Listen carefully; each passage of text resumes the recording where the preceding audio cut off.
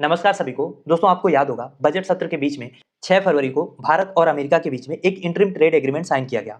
अब इस समझौते के बाद सरकार तो अपनी ओर से बहुत दावे कर रही है कि हमने बड़ी अचीवमेंट कर ली, अमेरिका के साथ ट्रेड डील फाइनल कर ली। लेकिन उसके फायदे क्या हैं? कौन से सेक्टर को हमारे बूस्ट मिलेगा? ये अभी तक सरकार नहीं बता रही है। जहां भी सवाल किया जा रहा है, इधर-उधर उससे बचने की कोशिश की जा रही है। कोई कैबिनेट मंत्री कह रहा है कि अभी ट्रेड डील हुई ही नहीं है। एस जयशंकर से कुछ पूछो तो वो कहते हैं पीयूष गोयल से पूछिए, पीयूष गोयल से पूछो तो वो कहते हैं हमें क्या पता होगा, विदेश मंत्रालय से पूछिए। और ये जो एक दूसरे को गेत पास की जा रही है, यही बता रहा है कि दाल में कुछ काला है। ट्रेड डील इतनी बड़ी अचीवमेंट है नहीं जितना सरकार इसको पोर्ट्रे कर रही है, और अगर है तो कोई सामने आके प्रेस कॉन्फ्रेंस करके मीडिया में जवाब देके इसका क्रेडिट क्यों नहीं लेता।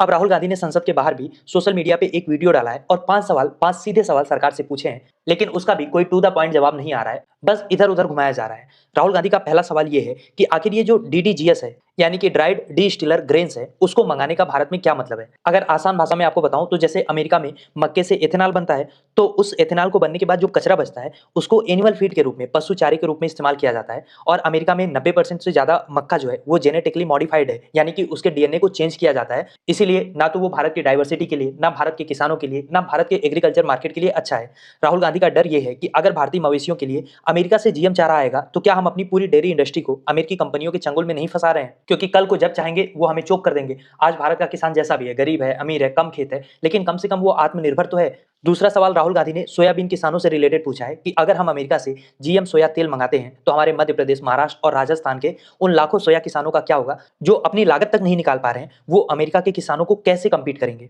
तीसरा सवाल राहुल गांधी का है कि जो एडिशनल प्रोडक्ट आपने ट्रेड डील में लिखा है, जो इंटरिम ट्रेड एग्रीमेंट हुआ है, तो इसमें क्या अनाज, दाल, ये सारी चीजें भी शामिल हैं, और अगर नहीं है तो इसकी क्या गारंटी है कि वो भविष्य में भी शामिल नहीं होंगी। चौथा सवाल ये है कि हमने ट्रेड बैरियर लगा के हमेशा से अपने एग्रीकल्चर सेक्टर को जीएम फसलों से और जीएम बीजों से बचाया है, लेकिन डील में नॉन ट्रेड बैरियर लिखने का मतलब, यानी कि ट्रेड बैरियर हटाने का क्या मतलब है। क्या भारत अमेरिका के दबाव में अपने बायोसेफ्टी और एमएसपी के नियमों को ढीला कर रहा है। और पांचवा जो सबसे बड़ा सवाल है कि अगर एक बार अमेरिकी लॉबी भारत के कृषि सेक्टर में घुस गई तो हर साल वो अपना दायरा बड़ा करेंगे, तो फिर भारत की फूड सिक्योरिटी का क्या होगा। हमारा किसान आज भी बहुत अच्छी कंडीशन में नहीं है, जब मार्केट उनके लिए ऑलरेडी प्रोटेक्टेड है। जब उनको हम ग्लोबल मार्केट में कम्पीट कराएंगे, ना हम उनको उतनी एमएसपी देते हैं, ना तो उनके पास अमेरिका जितनी टेक्नोलॉजी है, ना उतना लैंड है, तो उसके पास क्या चारा बचेगा एक्सेप्ट कि वो खेती ही छोड़ दे, और हम सारे अपने एग्रीकल्चर प्रोडक्ट के लिए अमेरिका के ऊपर डिपेंडेंट हो जाएंगे धीरे धीरे। और जब वो चाहेगा, जब चाहेगा हमारी नस को दबाएगा और एक तरीके से हमें अपनी कॉलोनी बनाएगा। तो ये 5 सवाल जो नेता विपक्ष ने पूछे हैं, अभी तक तो किसी भी मंत्री ने आके या प्रधानमंत्री ने डायरेक्टली इसका जवाब नहीं दिया है। टू द पॉइंट इसका कोई भी रिप्लाई नहीं आया है।